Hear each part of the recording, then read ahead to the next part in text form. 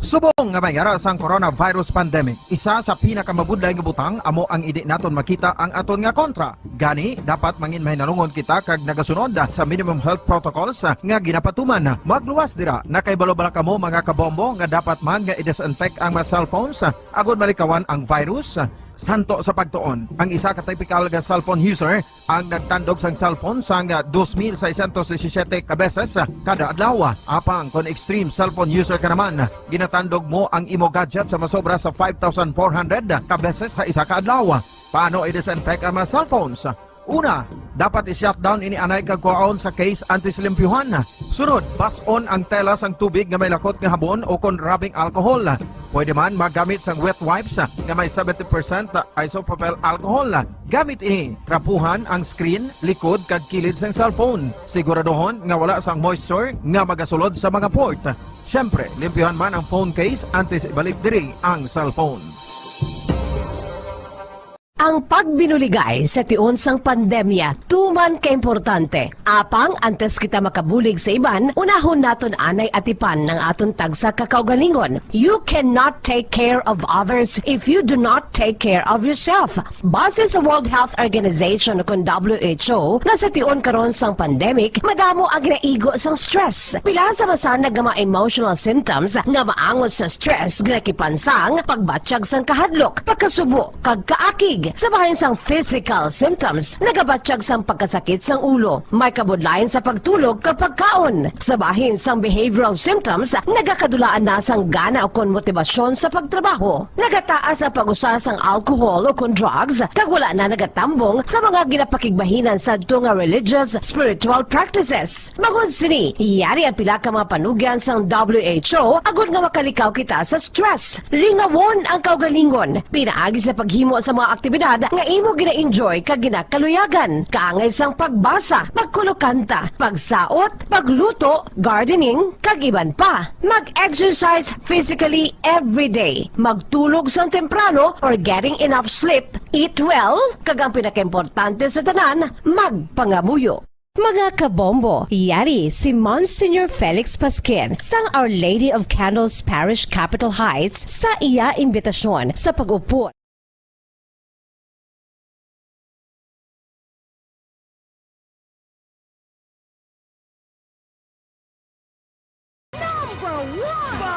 Paradyo Bombo!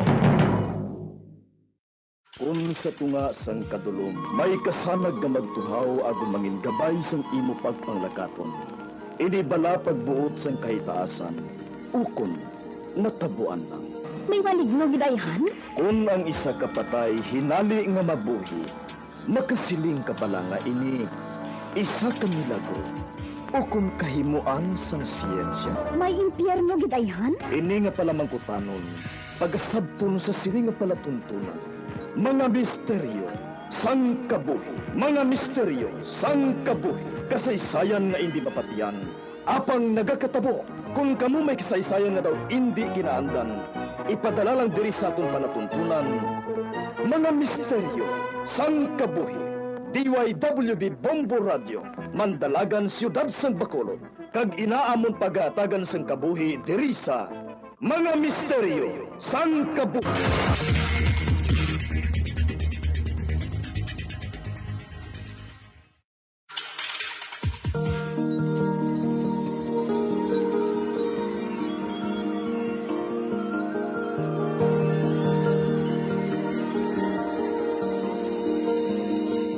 Kagkaroon sa kasagpon sa taon matahong na sugilanon sa taon palatuntunan, mga misteryo sang kabuhi.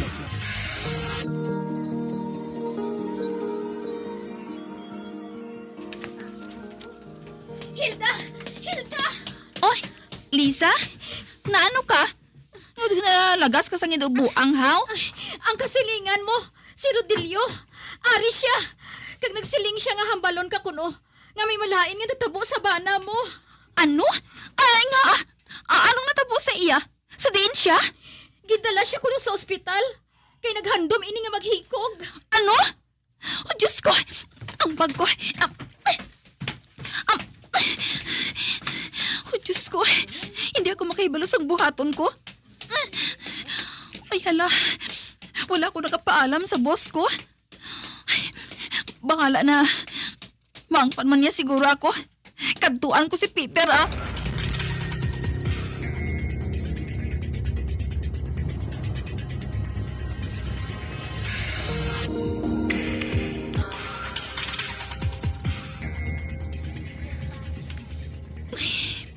Hinali lang nga nagsakit ang ulo ko ba? Duwa ka bagay ang nagatublag sa akon. Ang kaimtangan ni Peter, kag ang balayran sa ospital. Oh, Diyos ko. Paano ini karon man? Una na gana kami bisan inugbaka lang sang pagkaon. Pangbayad pagid sa ospital. Kinga pa lang ang nagbinuang pa ni si Peter yaman. Peter, pulos na lang problema ang ginahatag mo sa akon.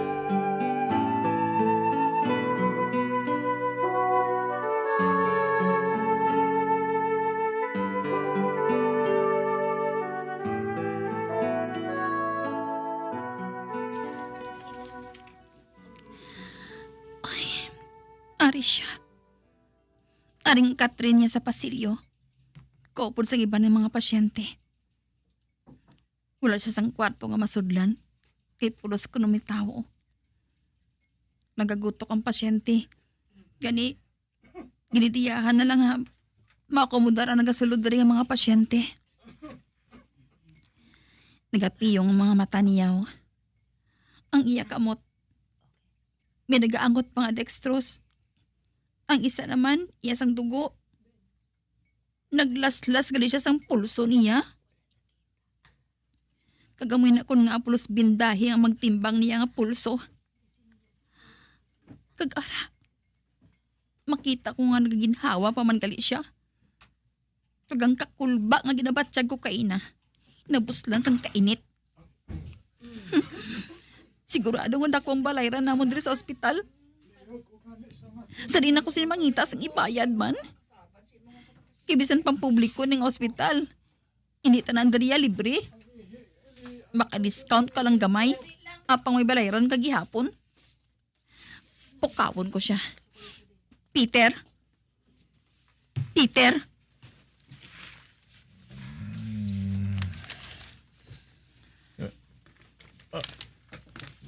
Ba? Hilda. Hilda, salamat. Salamat. Naging kantuan mo ako. Kita mo gid lang? Bako pa siya ilimnon, ho? Ang dumdum ko, anay, kung pabayaan mo ako dere. Nagkadto lang ako diri. Ago di baluon ang kahimtangan mo, ah. Mahalin mo ko di dayon. Kaya mangita pa ko sa ganong bayad mo diri sa ospital. Oh. Nasamay kong kasubo sa iya mga mata. Tungod sa mabugnaw ko nga pagprato sa iya. Malakat na ako, ah. Wala sang kasiguruhan kung di na ko makadto. Nagahilad bang sulok-sulok ko sa kagutom. May dulsi pa ako diri sa bulsa ko. Amo lang ning ugumon ko, ah. Ay, nang humlam ko nga daan kay ina kay Chay Saling sang kwarta para makatrabaho lang ako. Ani ka bala? Kuhaon ko sa bulsa kong dulsi, ah. Ay, ari, panitan ko ini kagugumon.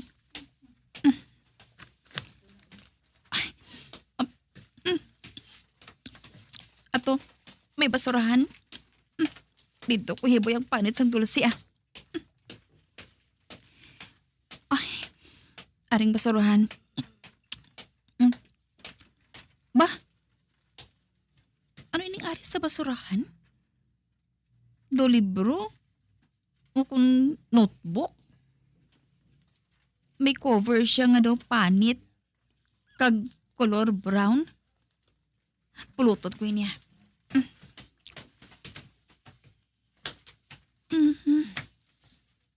Katawam sang cover niya, ho? Do original gid nga leather. Ay, husto. Mahimo ko ining ibaligya. Bisan paano, may bili man siguro ini.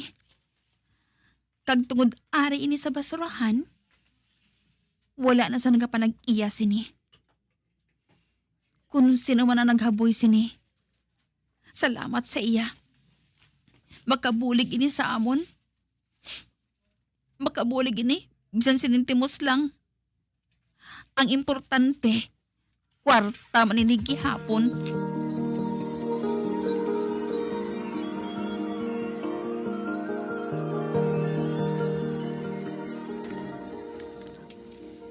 Oh, pasensya ka na, Hilda, ha? Amo lang gid ining mabulig ko sa imo.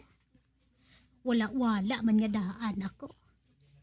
Kahibalo ka naman, nga nagasalig lang ako sa jutay nga padala sang mga pakaisa mo.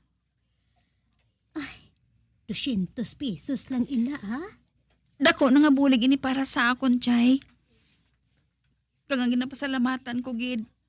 Kay wala mo ginapabayaan ang akon mga anak. Ano ka ba laman? Hinablos ko ikaw, kag mga apo ko man sila. Hindi ko sila mabatas nga pabayaan, Hilda. O ti sige na, maglakat ka na. Kay basi kung magabihan ka pa karon sa dalan. Ginasulit ko, Chay. Madamo gid nga salamat. Wala sang anuman o ano? Halin dire madiretso ka bala sa ospital? Hindi pa. Mahapit anay ako sa balay Kuhaan ko sang galamiton si Peter sa ospital.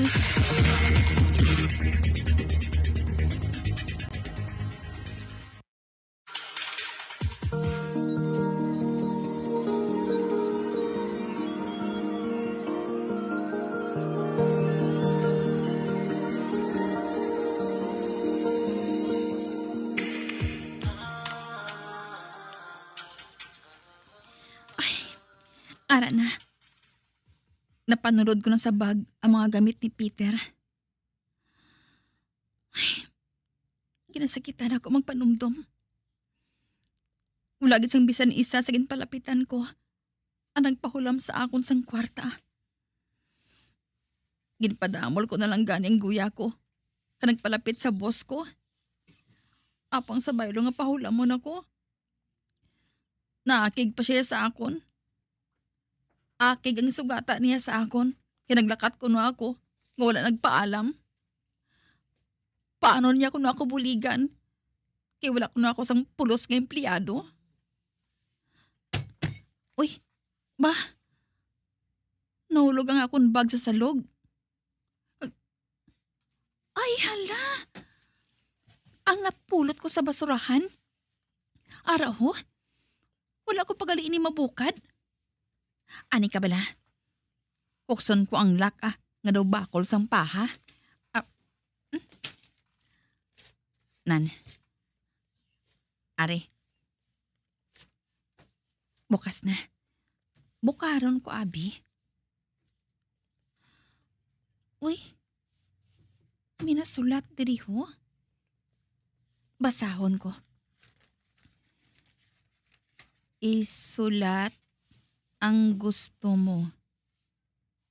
Kay buwas, hindi ka na magtangis. Ngalan mo ang kinahanglan para mahatagan sang katumanan. 3 kaadlaw nga puno sang kalipay. Sa ika-4 nga bulan, lalantunon nga matahom. Pagadalon ka sa nagakalayo nga kalipay. Kag ini, mangin imo, tubtub sa katubtuban na. Ay, ano ni man? Hindi ako makahangop sang buot silingon sini. Apang doon na pagkit sa kaisipan ko ang una nga linya. Isulat ang gusto. Kay buwas, hindi ka na magtangis. Hala, may magic bala ini na makahatag sang pangayoon mo sa iya? Abi, Ano abi kung tirawan ko ang kuskuso ng panit nga cover sini? Kay basi kung may magwa diri nga Genie. Kabuang sa ako na. Dumapati pa kuya sa kabuangan nga ini. Sa pelikula lang nagkakatabo ini, no? Aber, padayunon kong pagbasa sang iban pagid nga nasulat diri Bukaron kong piyak nga pahina. Ari. May nasulat nga ngalan. Kag handwritten, ho? Josephine Diaz Policarpio Silos Ramon Pastor. Grabe man ang style sa ina panulat ba? 12 ng una? Anika, padayunon kong pagbasa sa mga ngalan diri Kag masaylo naman ako sa lason nga pahina.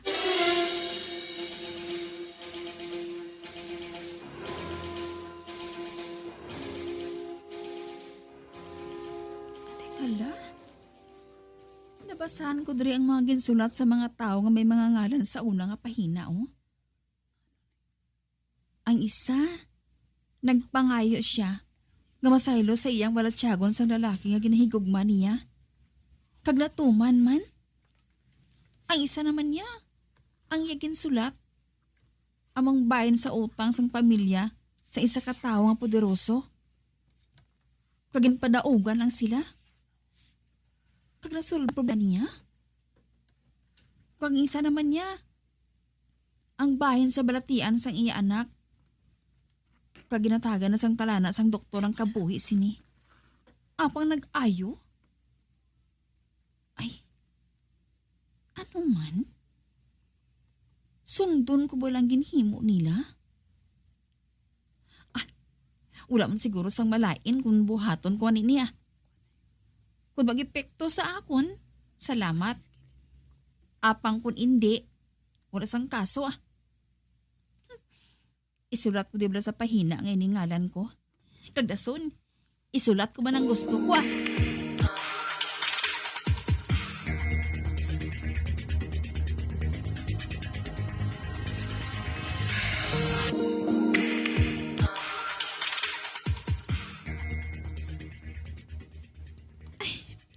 Nasulat ko na ang ngalan ko.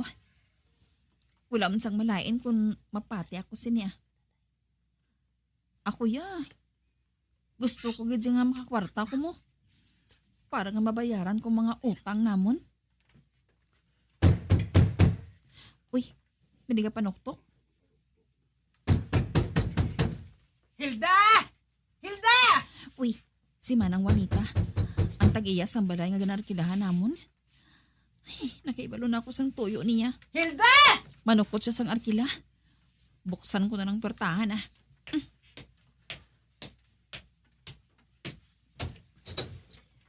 Ay, maayong gabi, Chay Juanita.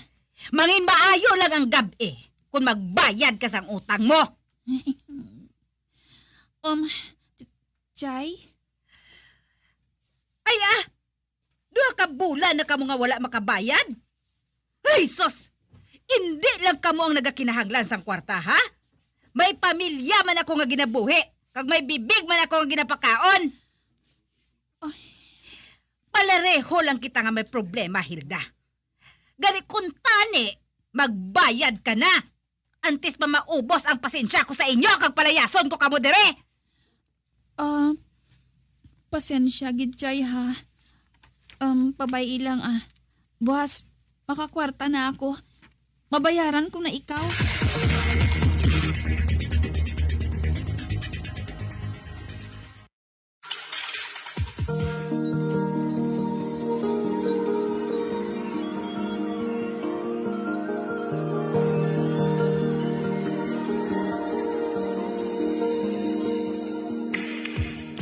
Magabian sa dagrinyo sa pagkumati ang magabatahong magsukon sa itong sugilanon sa itong palatuntunan.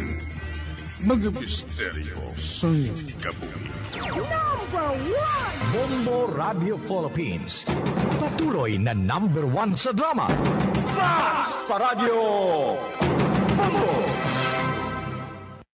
Mga kabombo, yari si Monsignor Felix Pasquin sang Our Lady of Candles Parish Capitol Heights sa iya imbitasyon sa pag-upod sa Santos nga Misa live sa Bombo Radio.